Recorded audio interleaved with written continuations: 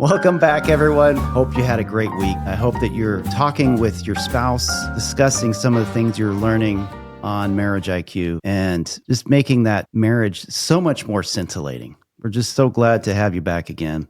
We're really thrilled to have Dr. Bruce Chalmer with us. Bruce is a psychologist from Vermont, and I don't think we've ever had a guest from Vermont, so we're really excited about that. He's been working with couples for decades now, and his wisdom has touched thousands of people through his books, teaching, consulting, podcasting, and videos. He's the author of 3 powerful books, Betrayal and Forgiveness, It's Not About Communication, and Reigniting the Spark. Each of these books is packed with insights for couples who want to heal, grow, and reignite intimacy. And you'll also hear him regularly on the Couples Therapy in 7 Words podcast, which he co-hosts with his wife, Judy Alexander. So we can't wait to dive in today and have this great conversation with Dr. Bruce Chalmer. Welcome, Bruce. Thank you. Thanks for having me on. I'm looking forward to our conversation. So one of the things that we talk about, Bruce, that our audience is well aware of, we want to kind of figure out who you are, your identity, what led you to do this, because everyone has their own story and each one is uniquely different and interesting. And so tell us, who are you? Yeah, what a great question. I'm still trying to figure that out. I'm 74 years old and I'm still working on that. So I'll let you know when I've got it completely done, but I think by then I will not be in this life anymore. But you know, we're always trying to figure that out. Professionally, I'm a psychologist, as you mentioned. I've been that for over 30 years in private practice in Vermont. And what inspired me to get into this, I had some, if you kind of do the math on, I just said I'm in my 70s. I didn't get licensed as a psychologist until my mid 40s. So I was doing some other stuff before then, and I actually got my PhD in psychology, but not on the clinical side. It was on the research side, and was doing some stuff that I was good at, but I didn't really feel a calling, if you will, until I started getting into being a therapist. And I got into that because of issues in my own life, especially in my first marriage. And that was such a powerful experience. It's funny, I look back on it now, and some of the therapy that me and my now ex got was good and some of it wasn't good and whatever, you get a whole range of things. But I learned so much from that. And I just found there's something in that I wanted to be part of. It was something really powerful. And the more I've done it, the more I've found it, among other things, inspiring to work with a couple. And, you know, over the 30 years I've been in private practice, I've worked with lots of individuals and couples and some families, but more and more, and especially the past 8 or 10 years, I've focused on couples. Because there's something that seems so immediate. Well, of course, you do a podcast about marriages, right? So you know what I'm talking about. There's something so immediate about helping a couple struggle with things that have such clear impact, not only on each other, but on their kids, on their families, on their communities. It's to help a couple heal is sort of helping the world heal in a variety of ways. It feels very meaningful work. And I learned so much from the people I work with. And, you know, those books you mentioned that I've written, which, why do I write books? I think I have some good stuff to say, and it's a lot of fun. That's basically why I write books. And the stuff that's in there, it's mostly I've learned from working with the people I've worked with. You know, you learn a lot in training. I'm not knocking the training that I got. I got a lot of really helpful stuff, but mostly I learned by working with people and seeing how they cope with stuff that's really hard to cope with. Yeah, we agree that marriage really does impact our communities. Well, I'd like to quote, I think she said this, Mother Teresa, who was a famous Catholic nun in India for many years. She said, if you want to change the world, go home and love your family, or something like that. And I think that's really great advice. As part of the mission that we have is to help people with their marriages, with their families, wherever they are, whatever religion they live or non-religion, whatever country they live in. We just want to help do our part, and we're passionate about that. And we love hearing different perspectives. And so you have a lot after 30 plus years of doing this. And I love also that you had your own experience with transformation that came through difficulty. Yeah. You know, one of the other reasons I don't think I would have been ready to become a therapist right out of graduate school, you know, at that age, like in my late 20s or something, I don't think I had enough life experience of going through what I went through to give me a sense of perspective on that. It's the fact that you can go through really hard stuff and come out the other side and in ways that you don't know how it's going to turn out and turn out okay anyway. It's just very inspiring. When I use the word faith, and I know faith is central to a lot of what you do, I'm not talking specifically about religious faith. It overlaps a lot with most people's conception of religious faith, but it's not the same thing. When I talk about faith, it's a more general concept. I talk about faith as a mindset that essentially reality is right to be what it is. Not merely that you have to accept it, with clenched teeth, but there's something right about it, even when it's painful and even when you don't understand it. Bad things happen, of course. People do things they shouldn't have done. We're all human beings. There's something about it typically that is, you can't always even find it necessarily, but if you have a mindset that says, well, there's something right about all this, I'm going to have to try and understand it rather than just insist that it not be real. Wait, those are the folks that can heal. Bruce, yes. Are you trying to tell me that the stories I tell myself may not be true? Shocking as it is, astonishingly, we sometimes don't always tell ourselves the truth. It is amazing to know. I don't know if I like that thought, Bruce. Well, no, most of us don't like that, actually. I think we're done with this. No. Yep. No, this is a great point, Bruce. I'm glad you bring it up because we say it all the time, is that we all tell ourselves stories and we spend a lifetime trying to figure out if they're true or not. And a lot of us who are on that path of emotional intelligence can learn that more quickly. And as you say, a more objective view of reality. That really is, I think, one of the keys to solving a lot of problems in the world. Part of going back to Mother Teresa, if you want to change the world, just changing the way that we tell ourselves these stories and looking at them more objectively. Yeah. What I find interesting is there is no one story that captures all of reality. There's always multiple stories. They have varying degrees of truth or utility in different situations. But if I start thinking I've got it all down, then I'm pretending to be God. And, I keep trying to get Verizon to fix my direct line to God and they won't do it. It just doesn't I love work. that. Really? Yeah, you too? Dang. Yeah, it's down and I keep trying to get them to fix it so that, all I have to do is I could just call up and say, hey, give me the right answer here. Doesn't work that way for some bizarre reason. And so the thing about our understandings, and we all have them, we all live by these various understandings of how the world works. Of course we live by them, but we also have to recognize that they're inherently incomplete, which means we can be open to other people's stories, even if they're somewhat contradictory. And it also means that we can be responsible for our own choices without being arrogant about them. It's like, well, I'm doing the best I can here and I will take a stand, but I have to recognize I may not have it always right. I may change my mind on it. So, you bring up a good point. I like this little train of thought. What you said, I agree with.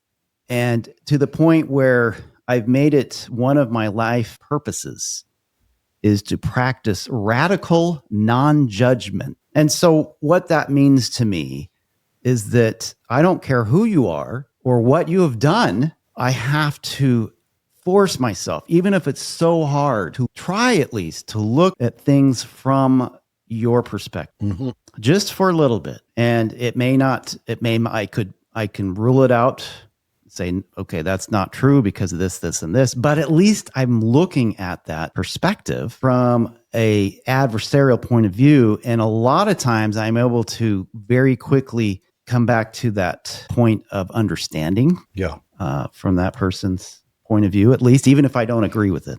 And it may not even be adversarial. It may just be different. And I do want to say one of the reasons that we were really interested in having you on today, Bruce, is because you come from a Jewish faith background.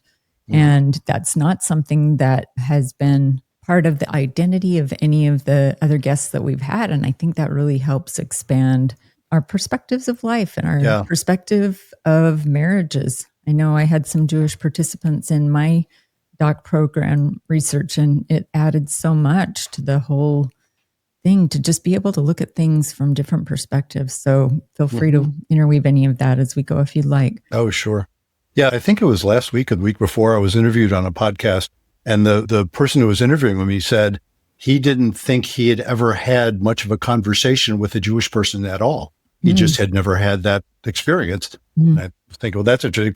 Of course, when you're in a relative minority, I've talked with zillions of Christians, but I have been the only Jew some Christians have talked to, Yeah. I'll bet you've never been the only Christian somebody's talked to, because that's just, there's a lot more of you. Well, Scott lived in Jerusalem for a few months, and our family's been there. And so and then of course, like I said, some of the participants in my research. I do respect, really, truly, the Jewish tradition.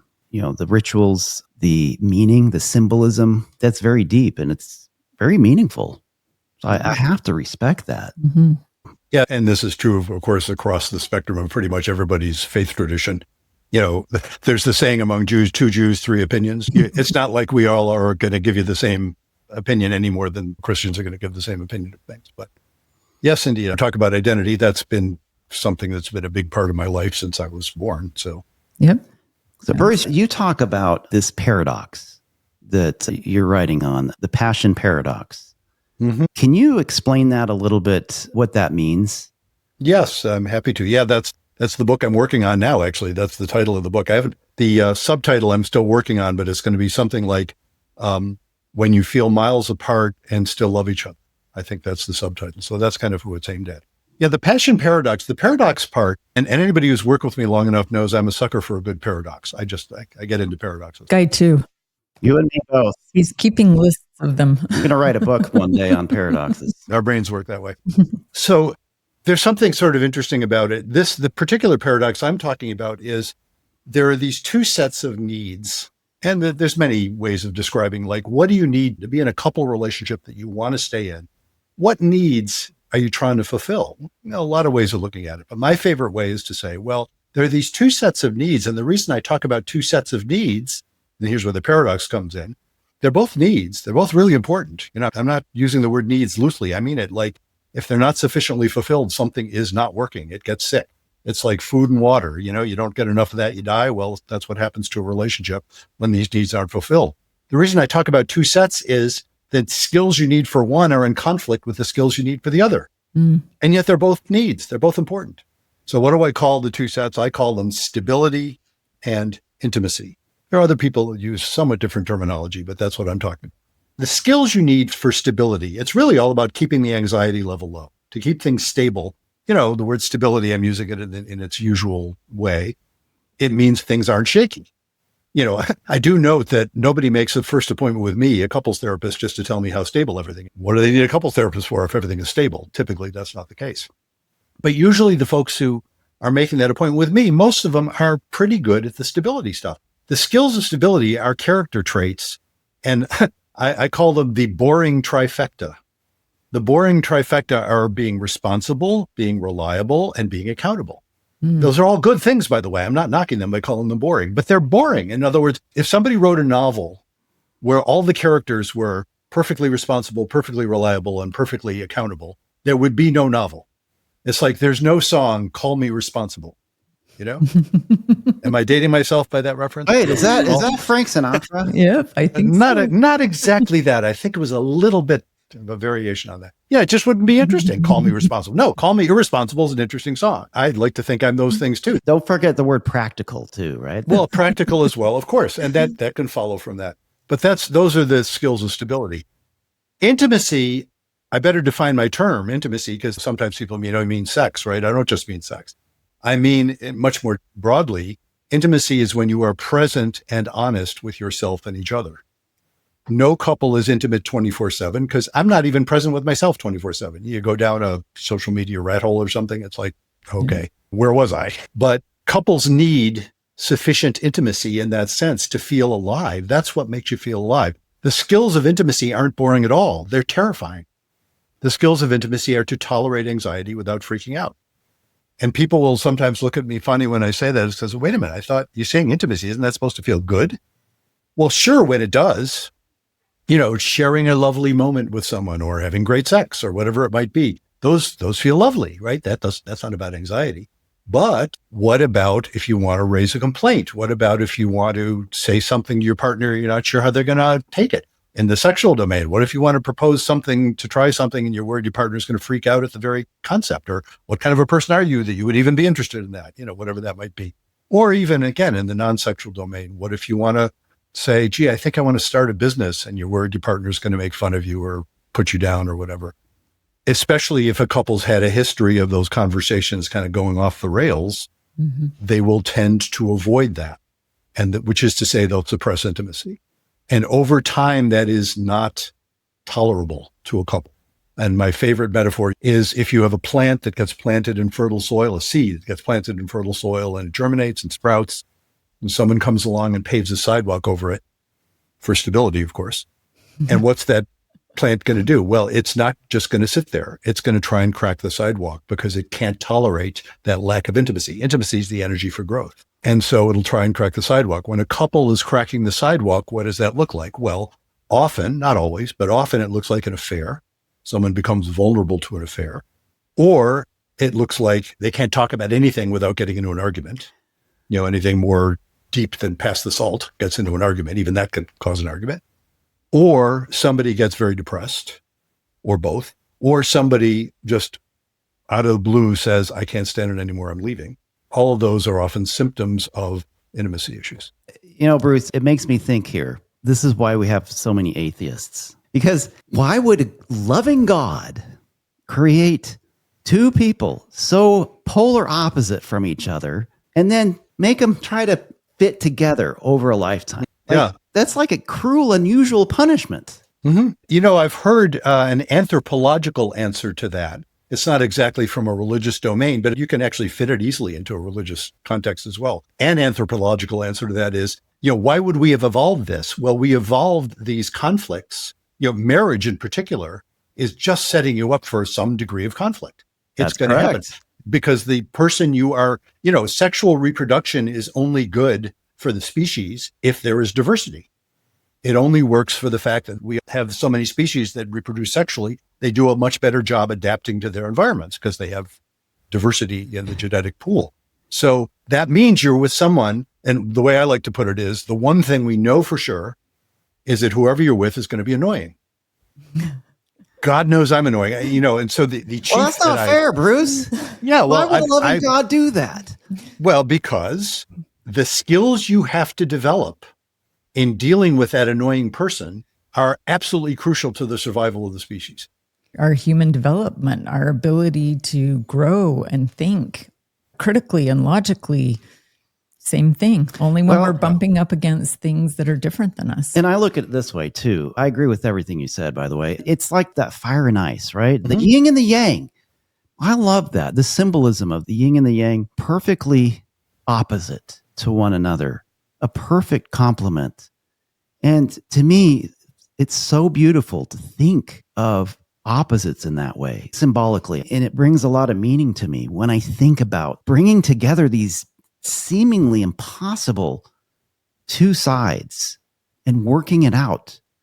And not only just working it out, but becoming a one, synergizing into one unit that is far more beautiful, far more powerful than either one alone. Let me ask a clarifying question then, because I hear what Scott's saying and I'm seeing gender more in what you're talking about. Is that true? Okay. Yes. Gender is true. But I heard Bruce talking, and I think he's talking, we both have the stability, the intimacy and the stability. Yes. And perhaps one gender favors the other a little more than the other, but both of those concepts that are bumping up against each other are present in both of us, right? Oh, yeah. My thesis is that stability and intimacy are necessary for a couple to survive, both. And I think as individuals, we all want both of those things.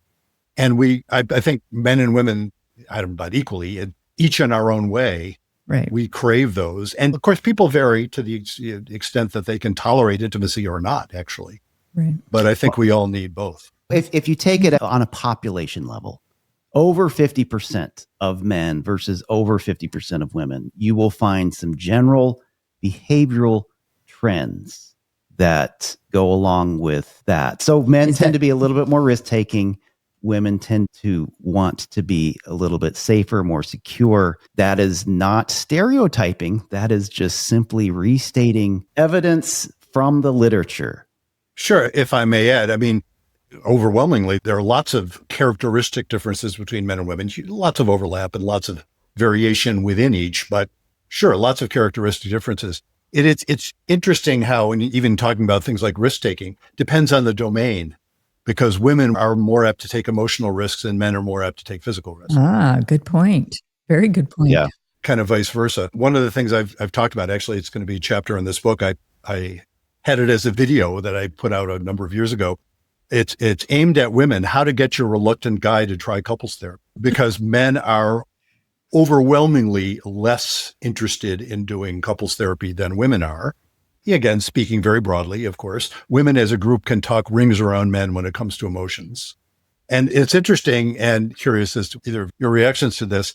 It is fascinating. Women so often are surprised, sometimes like flabbergasted, when I note that often men, speaking as a man, we don't even have language for how we feel sometimes. And women are just shocked at that. It's like, how could you not know how to say how you feel? You don't even know how you feel. It's like, no, I can tell you.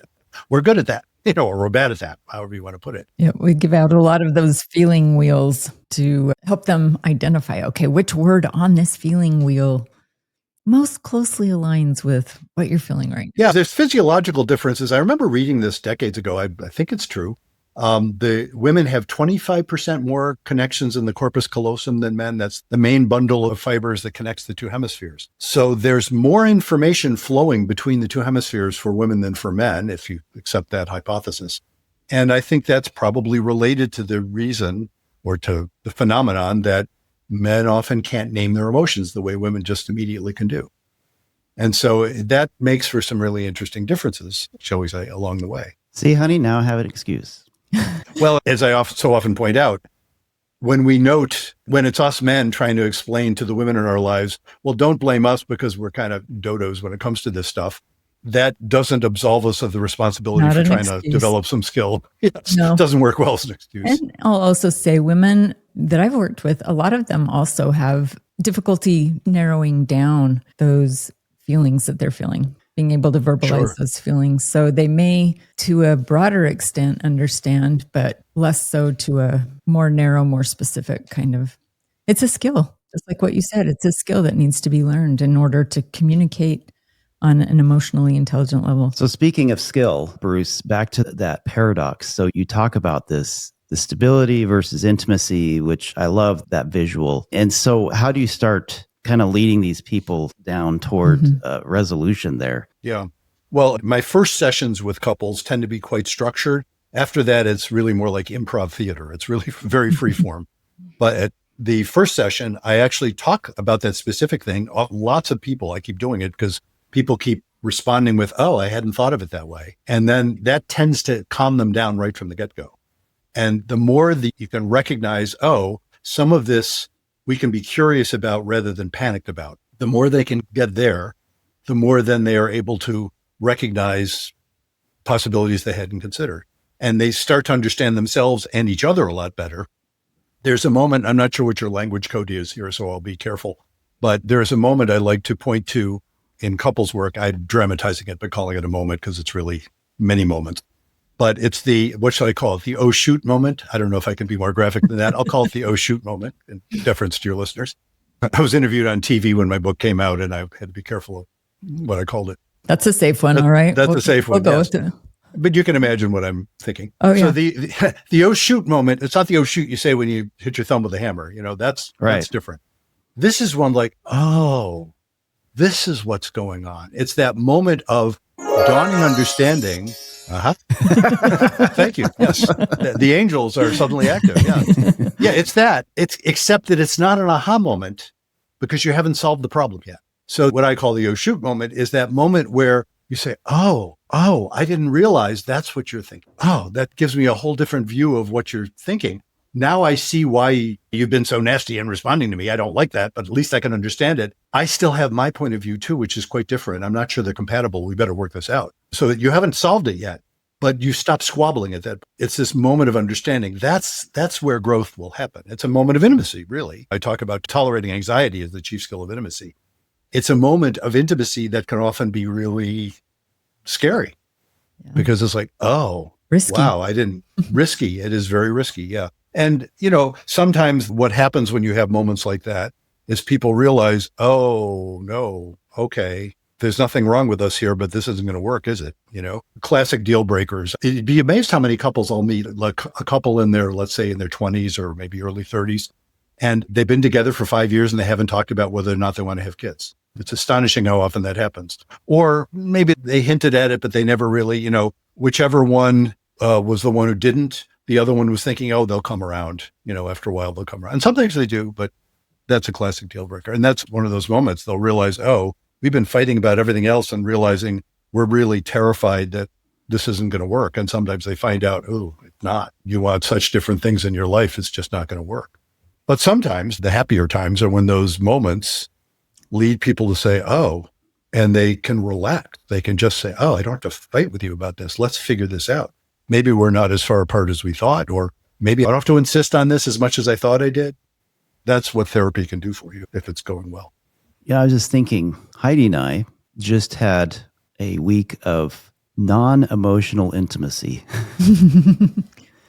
I'm being really, really vulnerable right here. Yeah, what do you mean emotional non-intimacy? Yes, emotional non-intimacy. You know what I mean. Yes, I think I do. Anyway, yep. It lasted a whole week. Ouch. Which is not typical for us. People may say, well, heck, you hosted this podcast. What are you doing? But I just reminded about you. This is normal. I think it's just to go through waves. It is normal because we repaired. Mm-hmm. And when we repaired, it was really awesome. And we repaired, like once the repair started, it was very quick. Mm-hmm. It was maybe an hour or less even. I don't know. It was not that long. And it started because we're going in the gym together. We had walls up, both of us, for about a week. And he said, can we go back to this thing that happened? And can you just tell me again from your perspective? Can you just walk me through? And me knowing that I was being listened to, him hearing again, and then he did the same. And we were reminded of things that we'd left out of the stories that we were telling ourselves. Well, and like you were saying too, I think the difference though here is we knew going into it, or at some point, it's like, look, this happens. Mm-hmm. This happens in great marriages. And how I interpret this will determine the trajectory of my marriage. Like, oh my gosh, I can't have any problems whatsoever. Or, oh my gosh, you guys are marriage experts and you have these problems. No, not at all. It's called being human, right? Mm-hmm. It's not an excuse. It is an explanation. And it is an opportunity for I'm growth. Still a human. Last time I checked, still a human.